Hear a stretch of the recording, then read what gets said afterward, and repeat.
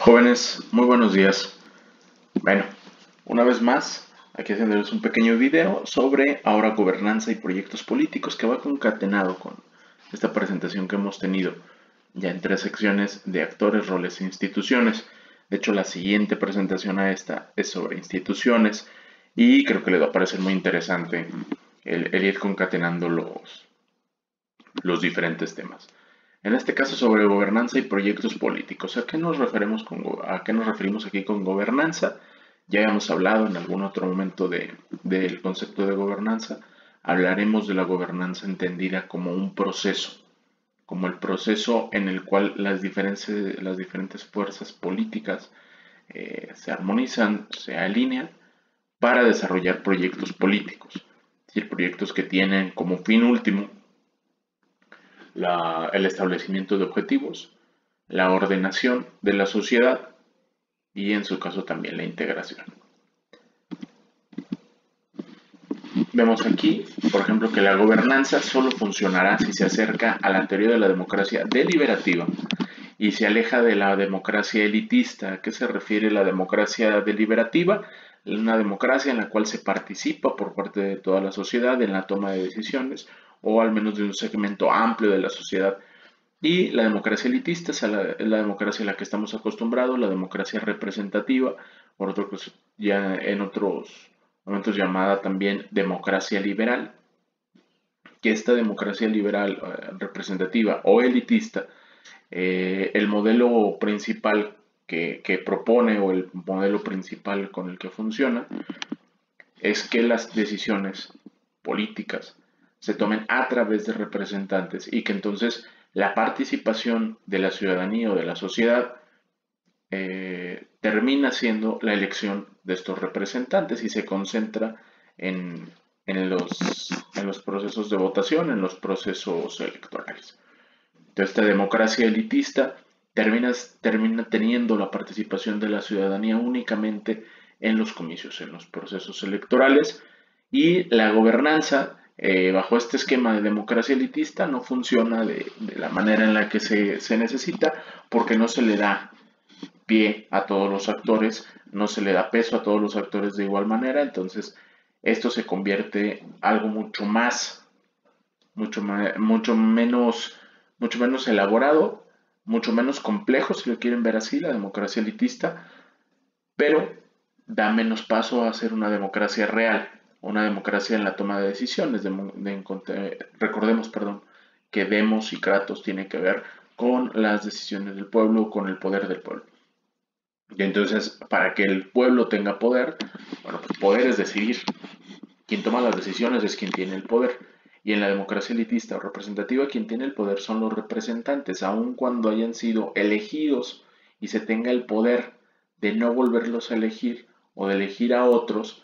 El tema es que solo, diría por ahí un ilustre panista, eh, que es Manuel J. Cloutier, que ese sí me parece un personaje muy destacado en la historia de México en el siglo XX. Decía, no se trata de cambiar de dueño, se trata de dejar de ser perros, ¿no? Y en este sentido, la democracia elitista lo que nos propone es cambiar de dueños. La democracia deliberativa, que es donde funciona realmente la gobernanza, pues quiere decir que tomemos las decisiones y para esto hay que generar mecanismos y demás. Ha habido cambios en la relación del Estado con la sociedad. Efectivamente, la sociedad cada vez le exige más al Estado, pero a su vez también el poder del mercado ha avasallado a la sociedad y al Estado. Aquí vemos un esquema muy sencillito de estos tres grandes segmentos, de la sociedad, el mercado y el Estado, y que se interrelacionan, ¿no? La sociedad con el Estado, tanto en una dirección de la sociedad hacia el Estado con exigencias y del Estado hacia la sociedad con respuestas cada vez más cuestionadas. La relación de la sociedad con el mercado, cuando hablamos de intercambio de bienes y servicios, y del mercado a la sociedad, cuando a través de esta misma demanda de bienes y servicios se generan también precios, costos, etcétera, ¿no? De ofertas, demandas. Y del mercado hacia el Estado, donde hay regulaciones por parte del Estado donde hay presiones por parte del mercado. Aquí lo preocupante no es que existan estas relaciones, esto es perfectamente normal. Lo preocupante en las sociedades modernas occidentales y en general prácticamente en todas las sociedades modernas tiene que ver con el ensalzamiento del mercado, o es decir, la predominancia del mercado sobre el Estado, pero también sobre la sociedad. Decía Eduardo Galeano que en esta sociedad en la que vivimos, en esta sociedad, ahora vale más el ataúd que el muerto, ¿no? Vale más la envoltura que el producto. Es decir, nos interesa más el empaque que el producto, y eso tiene que ver con una mercantilización, pero también hay una mercantilización de las relaciones humanas. ¿A qué nos referimos con esta mercantilización de las relaciones humanas? Hay todo un concepto de networking, ¿no? Entre mejores relaciones tienes, más ganas. Y entonces ya haces relaciones humanas pensando en el lucro. Y esto es un principio de mercado, el lucro.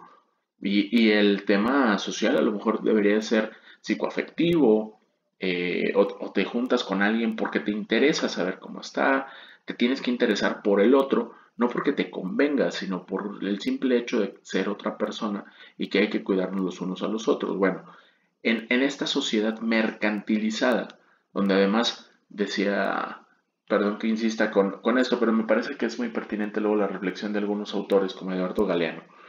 Eduardo Galeano se los recomiendo muchísimo, desde textos cortos hasta libros completos como Las Venas Abiertas de América Latina, pero si mal no recuerdo en un libro que se llama Ser como ellos. En ese libro él habla en un poema de los nadies. Ese poema es bellísimo, porque nos dice que los nadies, es decir, las personas que generalmente son ninguneadas, que no los contamos dentro de la sociedad, estos nadies, dice Galeano, valen menos que la bala que los mata, ¿no? Y nos ponemos a pensar, y eso es una perspectiva de mercado. El tema es que luego nos ponemos a pensar cuánto nos cuesta la vida, cuánto nos cuesta la corrupción, pero todo lo ponemos en términos económicos. Y este sentido o esta lógica mercantilizadora de las relaciones sociales e incluso de las relaciones políticas me parece perversa porque siempre pone en ventaja a quien más tiene. Un ejemplo de política pública mercantilizadora que pone siempre en ventaja a quien tiene respecto de quien no tiene. Y esto nos habla de que esta lógica mercantilizadora no es la justa, porque el mercado no busca justicia, el mercado busca eficiencia en sentido de Pareto, es decir, que los bienes y servicios estén perfectamente distribuidos y que no se desperdicia nada. Tengan en consideración que si ustedes desechan basura, hay quien la está aprovechando, y esa basura muchas de las veces no la está aprovechando ni siquiera el pepenador que ustedes suponen, la están aprovechando a veces grandes industrias y están generando productos a través de la basura. Entonces no hay un desperdicio en sentido del mercado y de Pareto, eso es está perfectamente bien. Sin embargo, el mercado no busca la justicia, para eso creamos el Estado como sociedad. Entonces, el mercado y el Estado son instrumentos de la sociedad, y el mercado se está apoderando, digamos, de estas relaciones de poder. Dentro de esta triada, el mercado es quien está dictando. Voy al ejemplo que les comentaba de política pública. Manejar exceso de velocidad es un problema porque se corre el riesgo de generar mayores accidentes. Para empezar, esto de manejar exceso de velocidad va dedicado a todos aquellos que tienen vehículo, ¿no? Quienes viajan en transporte público, bueno, pues se van a adaptar a la velocidad que quiera el conductor del transporte público, y este transporte público también tiene ciertas reglas, incluyendo esta de no sobrepasar el exceso de velocidad. ¿A qué vamos con esto?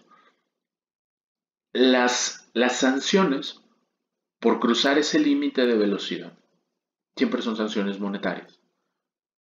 O, en otro caso, también de educación vial y de sanciones, manejar en estado de ebriedad nos pone en riesgo a todos. El que yo maneje en estado de ebriedad les pone en riesgo a todas las personas que estén relativamente cerca y en la calle de donde yo voy a estar.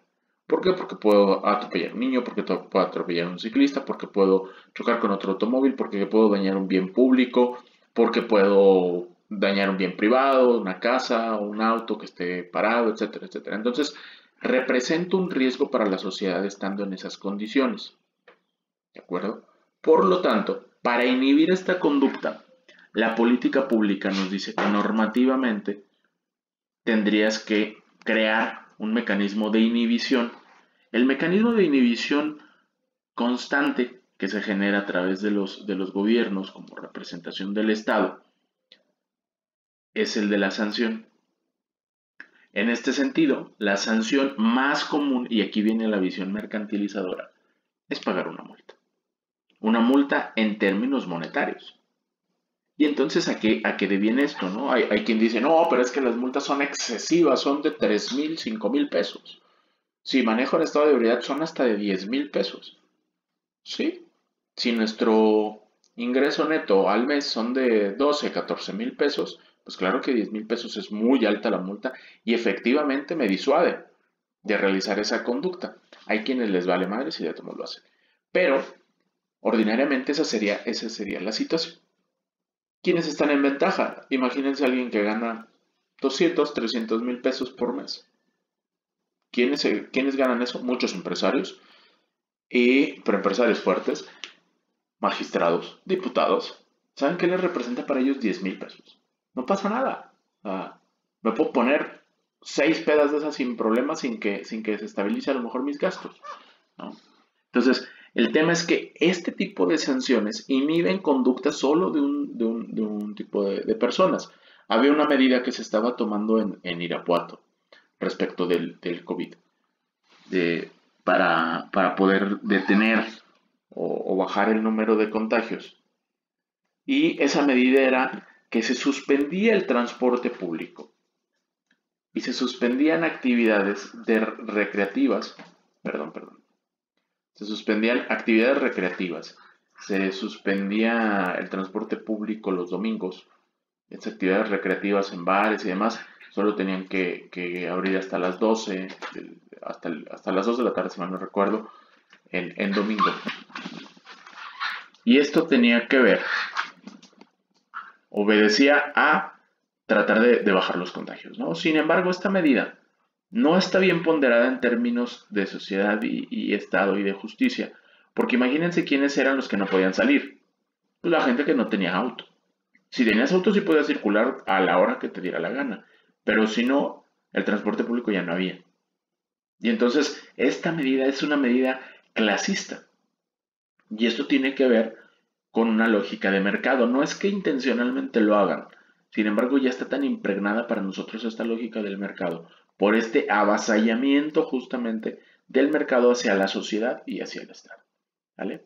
Entonces, esto representa un problema en la vida moderna, representa una tendencia muy clara que si queremos que haya un poco más de sociedades más justas, que obedezcan más hacia las reglas del Estado que se da a sí misma a la sociedad, bueno, pues tendremos que ponerle un poquito de freno a esta lógica de mercado, ¿no? Avanzamos un poquito, avanzamos en la siguiente diapositiva.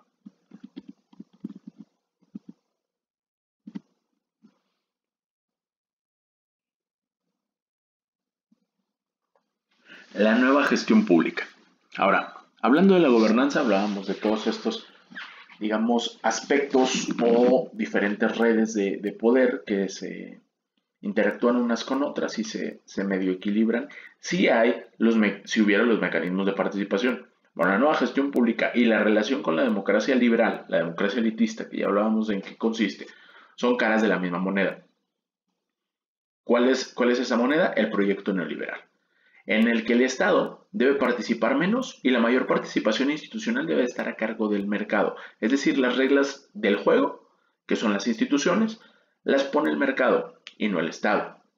Entonces, el instrumento que se creó como sociedad para intercambiar bienes y servicios y que tiene a su cargo la eficiencia en el reparto de estos bienes y servicios, la eficiencia es el que pone las reglas. Y el instrumento que creamos para regular las relaciones de poder y para ejercer de manera legítima el uso de la fuerza así como para impartir justicia, lo tenemos relegado, es decir, el Estado. No es que yo sea un tipo estatista, yo sí creo que hay algunos mecanismos de funcionamiento de la sociedad dentro del sector público que debieran prestarse por privados por la necesidad de mayor eficiencia. Sin embargo, hay otros servicios que no requieren de ese mecanismo de eficiencia porque terminan por ser injustos. Me explico. El transporte público. ¿Estoy de acuerdo en que debiera ser concesionado? Sí, porque es rentable. Porque es muy rentable y porque creo que los privados han desarrollado mucho más mecanismos o mejores mecanismos para el transporte público. Y el transporte público debería de tener ciertas condiciones para que lo ejercieran los privados a través de una potestad pública, que es la concesión. Sí, debería de ser por privados, debería regularse mucho mejor, pero los privados son los que tienen, digamos, la mejor tecnología y la mejor manera de prestarlos. Hay otras cosas, por ejemplo, la carrera que ustedes están estudiando no se oferta en universidades privadas, al menos en el estado. Antropología social no se oferta en universidades privadas. Sociología no se oferta en universidades privadas. Y eso tiene que ver con que el mercado no las está demandando. No son carreras que vendan. No son y entonces, como no venden, no son parte de la lógica de mercado. No sé si me explico. Entonces, a lo privado no le interesan este tipo de carreras. ¿Eso quiere decir que no son importantes? No. Quiere decir que el mercado no entiende el valor de este tipo de carreras, pero además, para el mercado a lo mejor no son valorables, o sea, o carecen de valor monetario este tipo de carreras. Eso no significa que para la sociedad no sean valiosas. Para la sociedad son sumamente valiosas, pero no venden. ¿Por qué? Porque no mucha gente le interesan ese tipo de temas, aun cuando sean muy valiosos para el desarrollo de una sociedad. ¿De acuerdo? Y para eso tiene que estar el Estado. Pero si lo minimizamos, si lo debilitamos, si decimos que el Estado no sirve de manera automática, bueno, pues nos encontraremos con un Estado débil que lo que tiene que regular, lo que tiene que ejercer, cada vez se vuelve más complicado, ¿no? Y así con el tema de la policía y demás, de repente nos sorprendemos y decimos que se gasta mucho en seguridad, pero no se gasta mucho en equipamiento, se gasta mucho en un montón de cosas, pero no necesariamente en la capacitación, en que vivan mejor los policías, en cambiar, digamos, la concepción que tenemos del policía, porque entonces decimos, no, es que el policía gana muchísimo, yo en mi trabajo no gano tanto. Bueno, es un problema del mercado. El policía debe ganar eso porque está resguardando la seguridad de todos, incluyendo la tuya. Y tu seguridad, el valor de tu seguridad está visto también en el salario de él, que implica también el sueldo, implica prestaciones, implica un montón de cosas, ¿no? Entonces, debiéramos estar todos a favor de que los policías, por ejemplo, estén muy bien pagados y se fortalezcan los cuerpos policíacos con mayor capacitación y mayores capacidades en general de estos organismos. Sin embargo, pues no es tan sencillo, ¿no? Porque la lógica de mercado nos sigue abrazando a todos. La nueva gobernanza, por otro lado, se refiere a la importancia de que muchos de los procesos de toma de decisión se hagan de manera horizontal, interactiva y asociativa. ¿Eso qué tiene que ver? La relación representante-representado generalmente es vertical. El representante le exige al representado, digo, perdón, el representado le exige al representante. Y por otro lado, el representante da las respuestas que quiere, porque los mecanismos de rendición de cuentas no son tan efectivos y la rendición de cuentas vertical es complicada siempre por la simetría de poder. Acuérdense que empoderamos a estos representantes y después para que regresen ese poder es complicadísimo, ¿no? Y entonces traten ustedes de buscar a un diputado para que los asesore en cierto tema gubernamental y van a ver que es complicadísimo que los atienda y que les dé el espacio, les dé la asesoría de manera gratuita por ser el representante o los vincule con las organizaciones gubernamentales adecuadas, ¿no? Es siempre complicado esta relación vertical y la nueva gobernanza lo que propone es justamente lo contrario, que las relaciones de poder sean horizontales, sean interactivas y sean asociativas. Para esto hay que crear mecanismos de participación donde las relaciones sean así horizontales.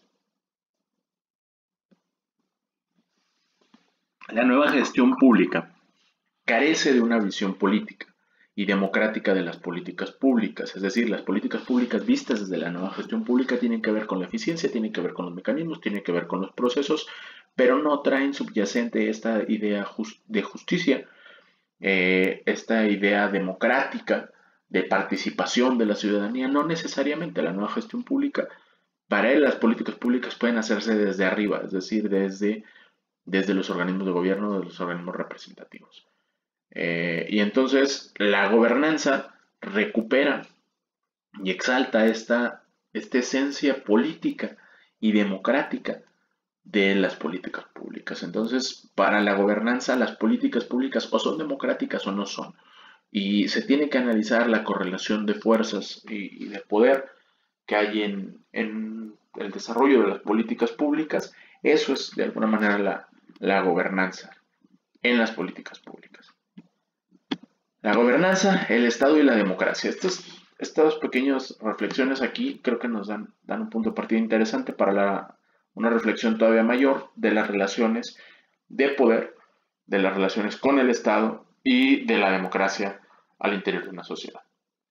La democracia participativa parte del supuesto de una sociedad heterogénea, donde todos somos diferentes y el conflicto es inherente, es normal. Y si no hay conflicto, no hay política. Así de sencillo. Entonces, el que haya conflicto es perfectamente normal y se tiene que trabajar aún con el conflicto. El conflicto es democracia también, ¿no? El diálogo tiene que ver con que hay una concepción distinta del uno con el otro, y al dialogar tratamos de dirimir, tratamos de intercambiar nuestros puntos de vista de manera pacífica para llegar, ¿no?, a algo superior en el que los dos seamos parte.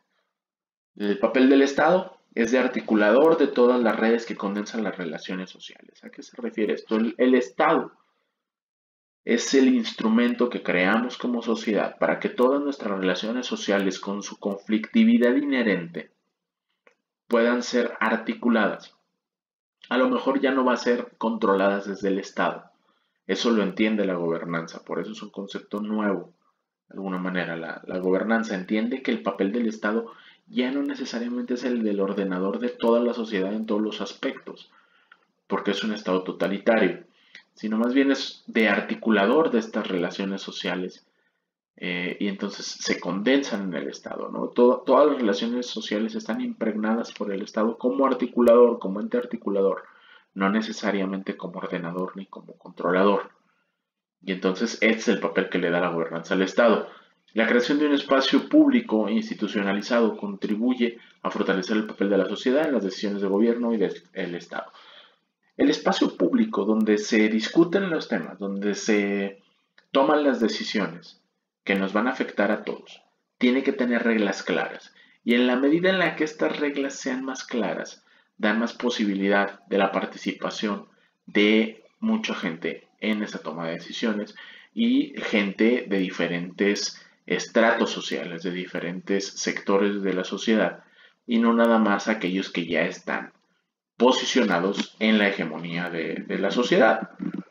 Entonces, entre más institucionalización, entre más claras sean las normas de un espacio público de participación, es más probable que la sociedad funcione de manera adecuada. La discusión y politización de los diferentes temas públicos es importante, y esto es un tema clave, y siempre tómenlo así. Si se está discutiendo un tema, ya va ganando el tema. Si el tema está en discusión, ya va ganando. Se transparentan, cuando se discute, se transparentan los hilos que los conducen, y los intereses salen a la luz. Sean muy perceptivos de este tipo de cosas. Cuando se vean un tema en el espacio público a discusión, empiecen a indagar quiénes son los que tienen intereses, cuáles son los actores claves. Esta es una lectura constante de las políticas públicas. ¿Quiénes son los actores claves? ¿Cuáles son los intereses que promueven? ¿Cuáles son los que inhiben? ¿Por qué opinan lo que opinan? O sea, la gente no opina de manera objetiva, ¿eh? La mayoría de los actores opinan desde la defensa de su propio interés. ¿De acuerdo? También hay quien lo hace en la medida del interés público, pero hay otros que les interesa proponer una agenda, y eso ténganlo muy en cuenta. Son los hacedores de agenda, los emprendedores de agenda, ¿no? o de políticas. La institucionalización es lo que le va a dar dientes y viabilidad a las discusiones. ¿Qué pasa? Si un tema se mete a los... si hay un tema en el espacio público y está a discusión, el que la discusión o la conclusión de esa discusión, de ese diálogo, nos mande o sea vinculatorio, eso le va a dar más dientes, es decir, va a tener una regla que le va a dar dientes a que esa discusión tenga un fin último y repercuta en la medida en la forma en la que se hacen las cosas. Un ejemplo muy claro, y que quede claro que yo no estoy demeritando ni mucho menos los consejos de participación ciudadana, pero esos consejos de participación ciudadana, primero es quien participa, bueno, pues quienes tienen un poco de tiempo, quienes tienen la oportunidad, los medios para participar. Otra, quienes fueron palomeados desde el poder. A la gente que participa en esos consejos, la palomean desde el poder, desde el gobierno. Esos consejos de participación ciudadana son creados desde el gobierno, entonces son creados desde el poder político y entonces son regulados desde ese poder político hegemónico. Y entonces palomean quién sí participa, quién no, a quién le ponen trabas para que participe y a quién lo dejan que participe y hasta le ayudan para que esté dentro. Y estos consejos de participación ciudadana terminan por ser legitimadores de toma de decisiones públicas que ya están tomadas. Solo las pasas por el consejo y cabildeas con gente que ya pusiste de manera afín a tus ideales, a tus perspectivas. Y entonces, como ya es afín la gente, es mucho más fácil que te la aprueben y que te legitimen esa decisión. Y dices, claro, tuvimos una discusión en el consejo y no, hombre, fue fuertísima y eso nos hizo tomar esta decisión. Claro que no, la decisión ya estaba tomada. Nada más fuiste a legitimarla con un órgano que tú creaste de participación. Pero ese órgano de participación es bastante endeble, ¿no? Y entonces, este tipo de institucionalización no tiene dientes. Y ese es uno de los problemas de los consejos de participación ciudadana. No tengo nada en contra de quienes participan. Está muy bien y necesitamos gente que participe, pero los consejos no nacen desde la ciudadanía, están naciendo desde los organismos de gobierno y ahí se nos está yendo la fortaleza de esos consejos y terminan por ser eh, consejos infantes, consejos sin voz, ¿no? In es sin y fantes, fono, viene de fonos, de voz. Entonces los infantes, los niños no tienen voz y quien los representa generalmente son sus tutores, los adultos. Bueno, pues así son estos consejos, son consejos infantes. Desde mi perspectiva, y les falta fortaleza institucional. La rendición de cuentas también ayuda a la fortaleza de la posición de la sociedad, puesto que le da peso al ejercicio de responder a los intereses de la sociedad en las acciones de función pública. Lo que yo les decía, ¿no? Van con el diputado y si le cuestiona por qué votó, cómo votó, por ejemplo, sobre temas del aborto, sobre temas que a lo mejor dices, yo como tu representado, a mí me interesa que despenalices el aborto, dice, y los diputados, pues les vale, ¿no? Ellos no están representando a la ciudadanía. ¿Por qué? Porque además no hay un mecanismo que los obligue efectivamente a representar a la ciudadanía. La rendición de cuentas es muy endeble en nuestro país. Los temas de gobierno abierto, los temas de rendición de cuentas y de acceso a la información nos van a servir como sociedad para fortalecer estos mecanismos de gobernanza. La ampliación de los mecanismos institucionales de participación, lo que yo les decía, sí está bien que haya consejos de participación ciudadana, pero entonces deben de tener facultades mayores, deben tener responsabilidades mayores y deben de generar mecanismos que recopilen justamente la opinión de la sociedad o del sector de sociedad que está interesado en esos temas para los cuales se creó el mecanismo de participación ciudadana o el Consejo de Participación Ciudadana. Los mecanismos tienen que ser de participación todavía mucho más amplios y deben de estar mucho más fortalecidos, deben de tener más dientes. ¿De acuerdo? Esto tiene que ver con gobernanza y proyectos políticos. Lo que yo les decía, a la gran mayoría de los proyectos políticos actuales les estorba la gobernanza, que tiene que ver con que la sociedad participe en su conjunto en diferentes sectores y en las tomas de decisiones esté presente la voluntad de la sociedad.